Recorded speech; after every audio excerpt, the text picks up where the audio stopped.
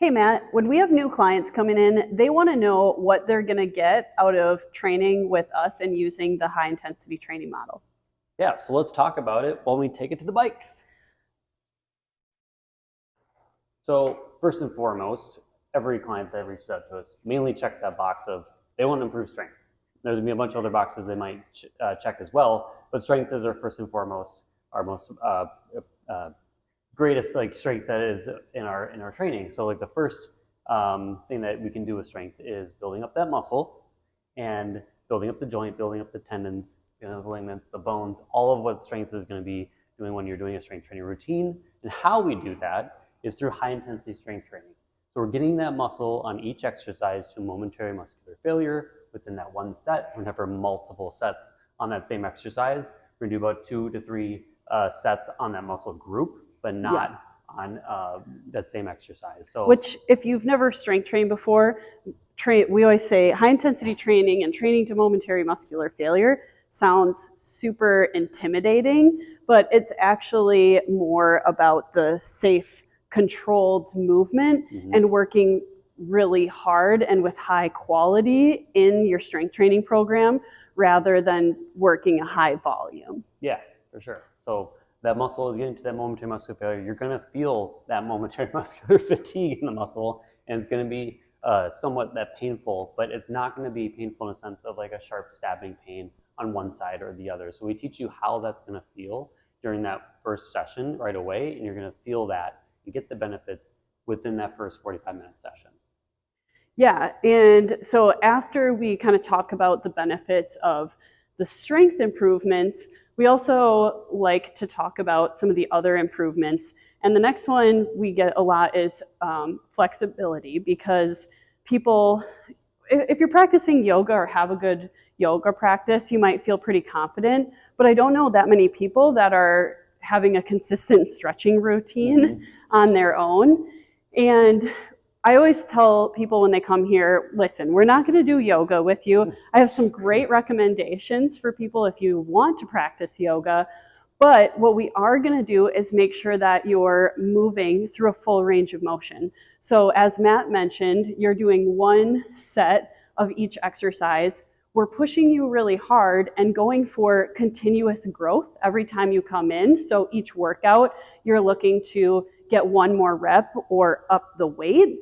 But what we're not doing is sacrificing form, and that means also cutting the range of motion short. So on something like maybe a pec fly or a chest press where we're trying to get depth, instead of going higher in weight and doing shorter ranges of motion, we don't let people increase their resistance unless they're able to get to their recommended number of reps in a full range. When they start losing range, that's how we stop our counting and make sure that they can keep that range. And we can also modify ranges of motion if people have injuries. Matt mentioned, pain. There is a certain amount of discomfort that might come with working hard, but if you do have actual physical pain from a known injury or just chronic pain from a health condition, we can always modify that range of motion too, so that we're working with you and your specific needs every single time. Yeah, and so like for example, in that chest press, if you're going too far down and that one side of your body and your shoulder is feeling that extra stretch and pain involved, we can modify that seat setting to actually have no pain while building the muscle in an appropriate manner and not having that injury keep falling back, and Right. not recover. So our next benefit from strength training we're going to cover today is cardiovascular health. And so every time we do our workouts here, your heart rate is going up on that exercise, and ideally we're trying to get it as high as possible, be working as tense as possible, and in between each exercise there is little to no break if we can help it. We do have planned breaks as well, so if we have a set of 3 exercises or so in between, we'll say like now's a good time to get a water break, and then we can move on to the next set where we're going to be pairing those exercises up appropriately. But what happens with that heart rate in between each exercise, it does go down. So the heart rate variability is getting worked.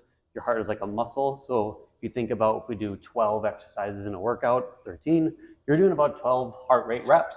Yeah, you're doing 12 intervals is Yeah. essentially what we're doing. Because of doing that one hard set, you're under tension from anywhere from 45 to 90 seconds, typically is our exercise prescription.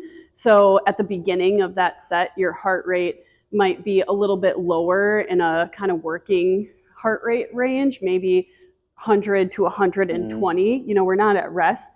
But if you're working really hard, doing lunges, you know, doing lunges, which is a strength exercise, but also really gets your heart pumping. My heart rate has gotten close to my max heart rate while doing lunges.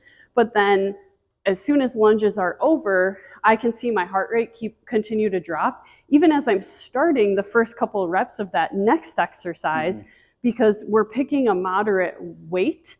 So it feels easy-ish the first couple of reps, and then it continues to get harder, so it goes back up. And that up and down, that's what Matt mentioned, is that heart rate variability. And the better heart rate recovery you have, especially during interval training, that's a great indication of your cardiovascular health. Yeah. And so, like, put one more note on cardiovascular health is endurance athletes or high endurance athletes will have a thicker ventricle wall because of their working that heart so much. And the heart is a muscle, so you're working exactly like a muscle is.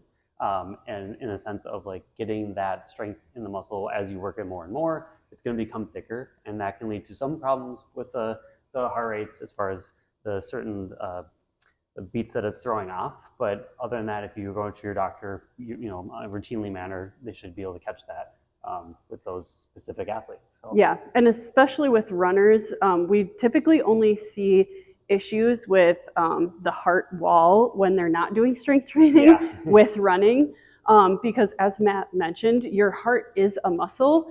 And so when you're doing things like endurance running, even though the heart is pumping, you're burning organ tissue as well as fat and muscle tissue to fuel that endurance, especially our longer endurance athletes.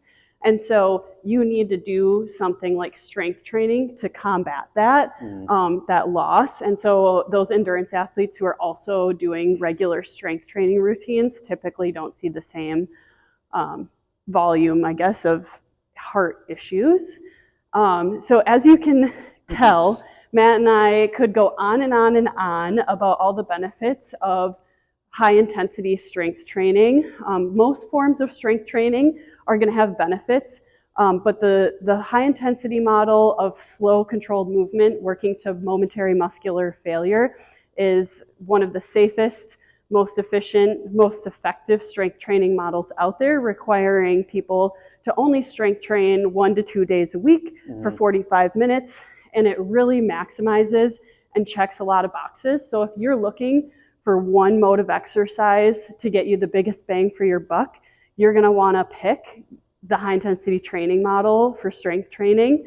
And we would love to share more of those benefits with you. Yeah, so if you want to learn more, you can reach out to us either a free discovery session or talk to us at your next session. See you next time.